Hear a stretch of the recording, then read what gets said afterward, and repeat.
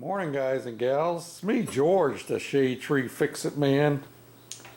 And here's the chewed up teeth on the 8.5 horsepower ring gear. And there's the one off the 8 horsepower, which are not chewed up, but there is a problem. The ring gear off of the 8.5 has a larger diameter, inside diameter, than the one off of the 8 horsepower. So they're not interchangeable. And I really wanted electric start. So I'm going to put the flywheel back on. Yeah, I got it off right now. It's off of the motor, as you can see. And actually the flywheel is sitting over there on the workbench right beside my vise. If you can see that, I'll zoom right in. There it is, with no ring gear on it.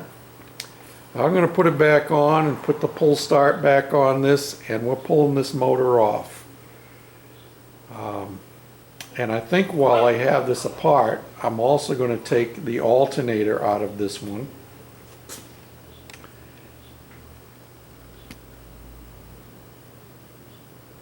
Yep, I'm going to take the alternator out of this one and save it for a spare, since this one will no longer be able to be started with an electric starter. And we have motor number 3 coming into the shop and going to get installed. More to come. Hold on to your hats. Now, I want you to look at this. This one says Sears and Roebuck on it. It is a Tecumseh motor. I want you to look at the displacement. This is supposedly a 10 horsepower. 318. And the numbers, model numbers, are different from the 8.5. But let me take you over here to the 8.5 and see what the displacement is on this one. 318. Now you tell me, what makes the difference between one being an 8.5 horsepower motor and the other one supposedly being a 10 horsepower motor? Now, there's nothing on the motor that tells you that it's a 10 horse. I took the guy's word for it that sold it to me, that it was labeled as a 10 horse on the snowblower it came off of.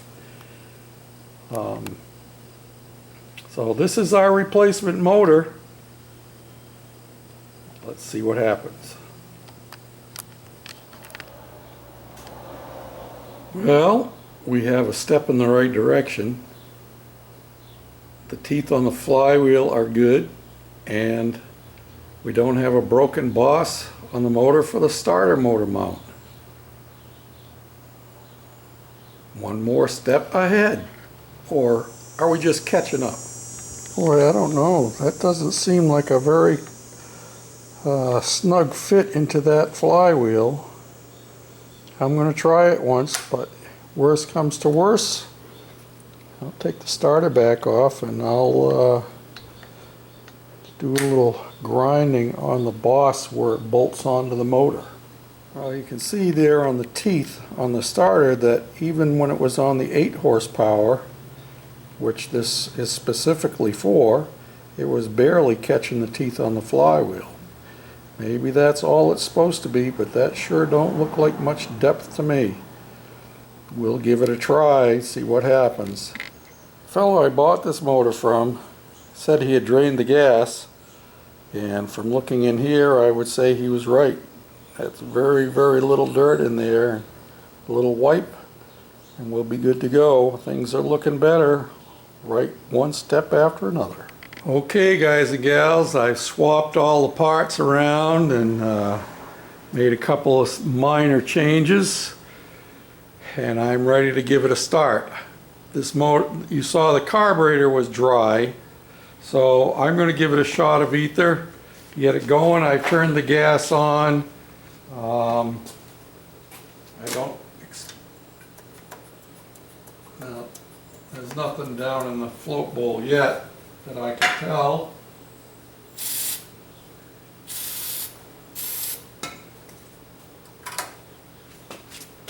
So let's give it a try. I was going to clean things up, but my wife told me it's time to come in for lunch. Seems like I'm always coming in for lunch when I'm making videos, doesn't it? All right. My next project, before I do anything else, is to clean up. I got a mess going on here, a major mess. Okay, here we go.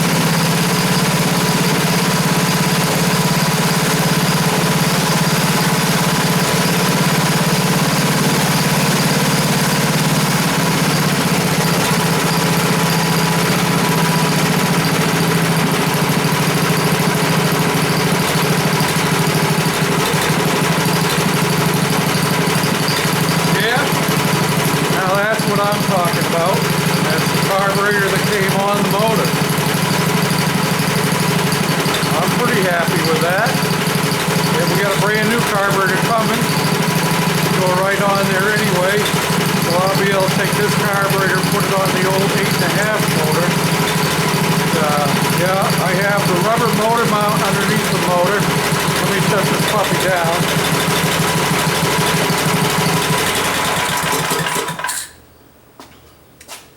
And I changed the shroud here, because the other one had a lot of rust on it.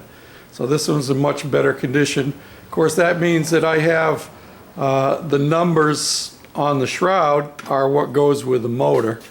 But as you saw, they're exactly the same cubic displacement, and doesn't make any difference. I'm going to check it out, and I see the carburetor looks like it's dripping. This has one of those, can't see where it's leaking.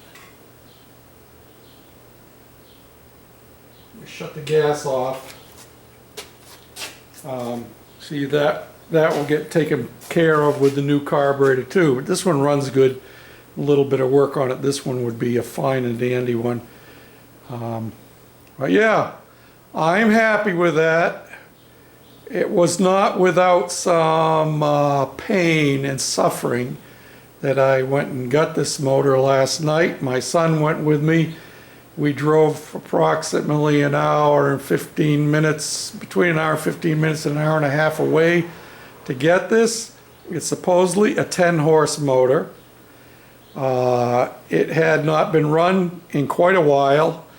As you saw the inside of the float bowl, the fellow told me he had drained the gas when he took it off his snowblower, which the snowblower itself ended up needing parts that were no longer available, so he saved the motor.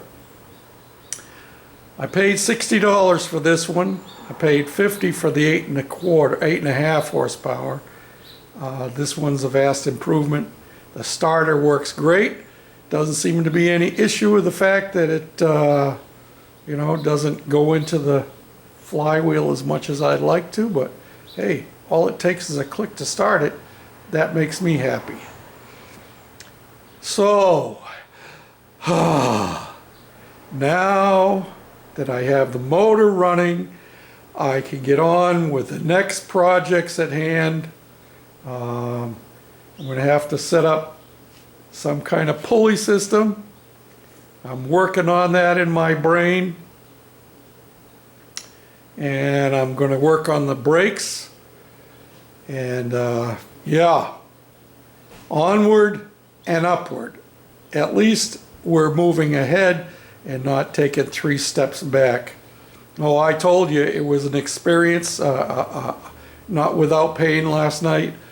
Well, when I pulled in the guy's driveway, or actually when we got off the highway, before we got to the guy's house, my car started overheating. And it's not unusual, it's happened before. Usually happens about once a month. Well, usually all I have to do is put some water into the overflow tank and that takes care of it. Well, we drove probably half of the way home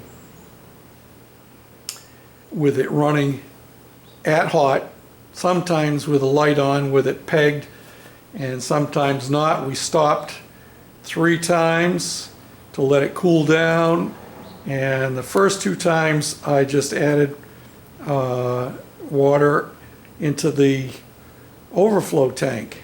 The 3rd time I decided I was going to buy some antifreeze, because I've been adding water all summer whenever it needed the problem fixed. And I decided to buy some antifreeze. So I thought, well, while we're letting it cool down, I'm actually going to pop the radiator cap off. Because when I looked into the overflow tank, it was full right up to the top, which means the engine was never getting cool enough to suck the fluid back into it. So I pulled the cap off. There was lots of pressure. I carefully released it, and the first stop where the cap is still hooked onto the radiator, and let that blow its steam off. And then I took the radiator cap off and we let it cool off for a few more minutes, and then I started adding fluid to it with it running, and it was wanting to blow it right back out. So I decided I was going to go for broke, nothing to lose. Going to have to get another car here real soon. I decided I was going to fill the radiator as high as I could with it not running, put the cap on, and go for it. Well, we did that, started it up, the temperature came back to the normal range, which is halfway up on the gauge, and we drove the rest of the way home with no problems. So if I had done that in the first place, we probably would have gotten home a whole lot earlier. We left here in Dodge Center about 6 o'clock last night, didn't get home till after 11 o'clock. Late evening. But I'm happy. The motor works as it should. Sounds good. Even with that little popping back, there might even be some moisture in that gas tank. I don't remember when I cleaned it out or if I ever did. And that gas tank, I think I told you before, that gas tank was the original gas tank from the 70s that was the basis. This lawnmower that is the basis for this goofy cart had that tank on it. So from the early 70s. And the last time it was run was in the late 70s. If you go back in my archives, you could see it with the startups that I did last year. And I'll probably somewhere along the line be doing a video showing the overall progress and where we started, where we've gotten to, and I'm thinking I'll do that when I get it running the first time, running with power to the wheels. So without any more huffing and puffing and boring you to tears, this is George saying thanks for watching, for subscribing, and for commenting. And yes, the Shade Tree Fix-It Man has gone over 2,000. So stay tuned. We're going to be having a subscriber giveaway starting over the weekend. I'm still trying to decide what we're going to use for a gift. Success. Ah. Have a good day. Bye now.